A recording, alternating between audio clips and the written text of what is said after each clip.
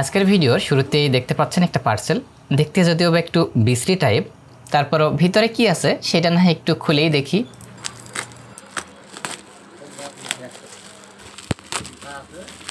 প্রথমেই আছে একটা সিঙ্গেল ব্যান্ড নর্মাল টিপি লিঙ্ক রাউটার। দেখতে একদম সাধারণ, তবে অনেকের বাসায় এই টাইপ রাউটার এখনও ব্যবহার হয়।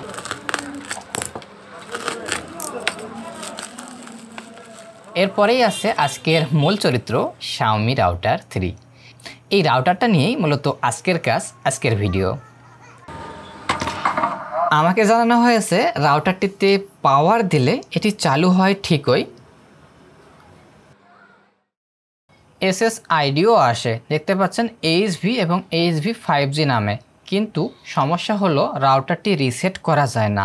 রিসেট বাটন প্রেস করলে রিসেট নেয় ঠিকই, কিন্তু চালু হয়ে একই অবস্থা, SSID HV এবং HV 5G নামে।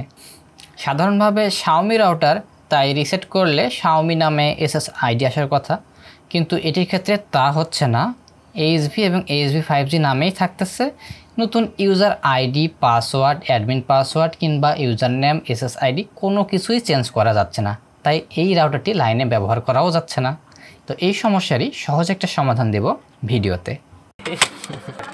ভাবলাম সমস্যাটা প্রোগ্রাম থেকে হয়ে থাকতে পারে, তাই রাউটার খুলে নিলাম।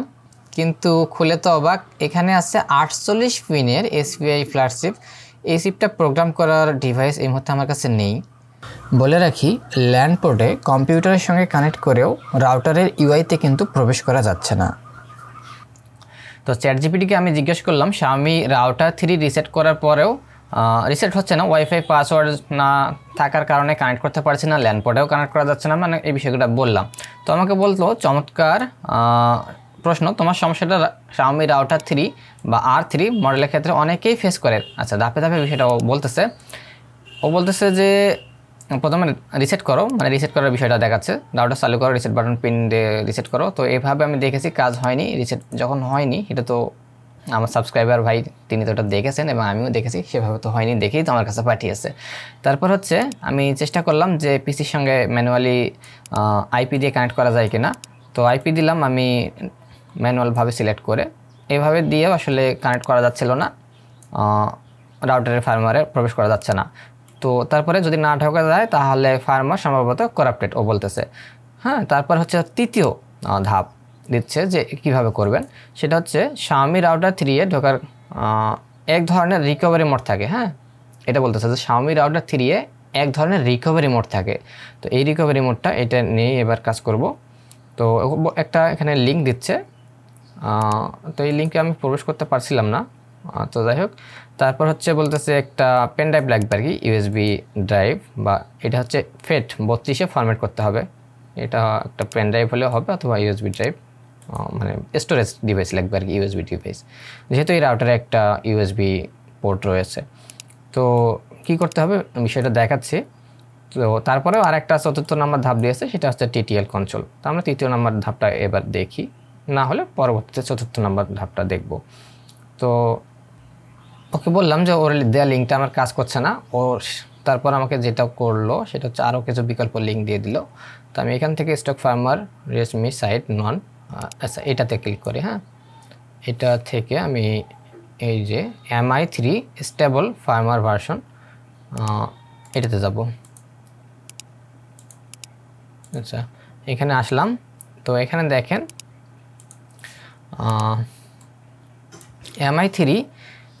MI রাউটার 3 এর স্টেবল ভার্সন, এটা লেটেস্ট।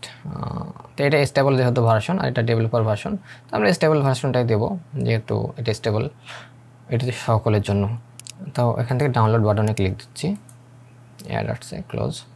এই যে দেখেন, এটা হচ্ছে 32 মেগাবাইট, ফাইলটা অলরেডি ডাউনলোড আমার হয়েই গেছে। এই যে ফাইলটা, তো ফাইলটা আমি ডেস্কটপে নিয়ে আসতেছি। আচ্ছা, ডেস্কটপে নিয়ে আসলাম। এই হচ্ছে ফাইলটা।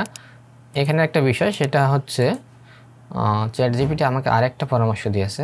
এই যে এখানে দেখেন,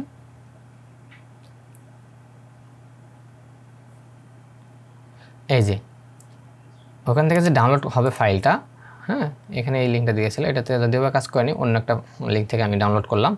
তো বলতেছে যে .bin ফাইলটি রিনেম করে রাখো mi-wi-fi.bin, এই নামটা দিতে বলতেছে। তো এটা আমি কপি করতেছি, কপি করে এই যে ফাইলটা এটার মধ্যে এটা রিনেম করলাম, রিনেম করে পুরোটা একদম পুরোটা .bin পর্যন্ত আমি ব্যাকস্পেস পেস্ট করে দিলাম, রিনেম করে দিলাম।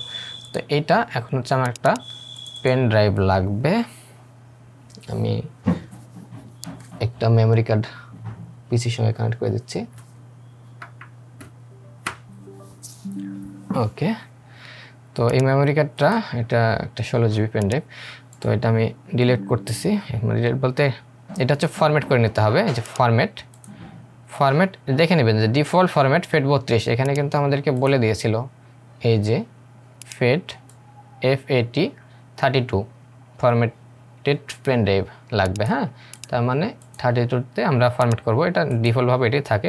অনেক সময় NTFS এটা থাকতে পারে বা EXFAT এটা দিবেন না, অবশ্যই ডিফল্টটা। এখানে অবশ্য রিসেট ডিফল্ট ক্লিক করলেও হবে। তো যাই হোক, এরপর হচ্ছে ডিলিট করলাম, মানে ফরম্যাট করে দিলাম। ওকে, ফরম্যাট কমপ্লিট।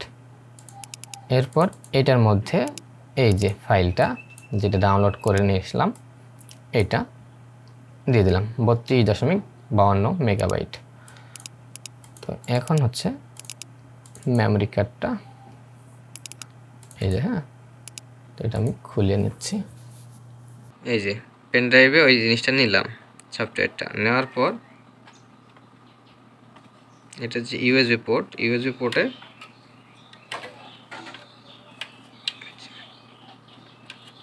ইউএসবিতে লাগিয়ে দিলাম। দেওয়ার পর এটা হচ্ছে রিসেট বাটন, এই যে রিসেট বাটনে একটা পিন এটা চেপে ধরবো। হ্যাঁ, এই অবস্থাতে এই যে হচ্ছে পাওয়ার, এই অবস্থাতে পাওয়ারটা এখন এখানে দিতে হবে, দেখা যাচ্ছে।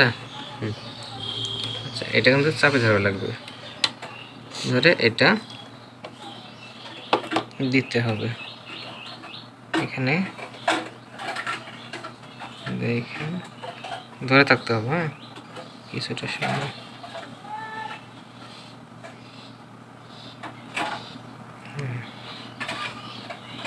এখানে লাইট আসছে, এখান থেকে সফটওয়্যারটা নেবে।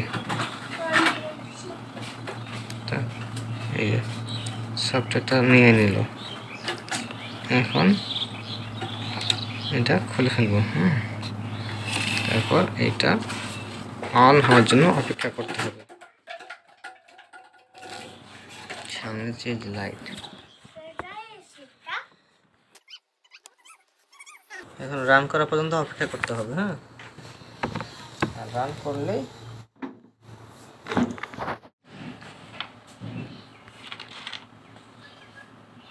ওকে,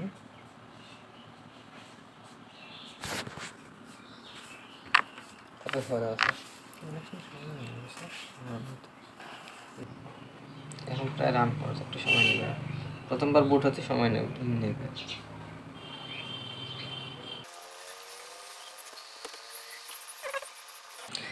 এই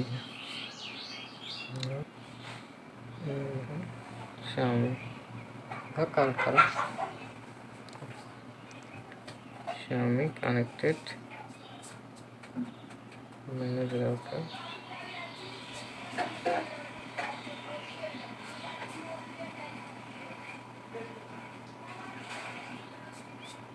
new Wi-Fi router, flashlight দাও, router এই new Wi-Fi देखा था ना ये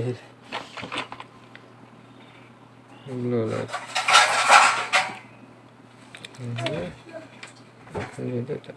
খুলে ফেলি, এইভাবে ফেলে এইভাবে কাজটা সম্পন্ন হলো।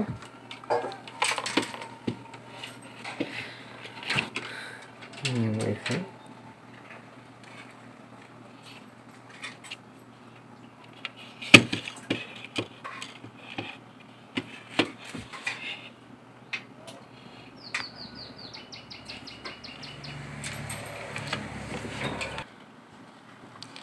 কাজটা ভালো লাগলে লাইক দিন, কমেন্ট করুন, সাবস্ক্রাইব করুন।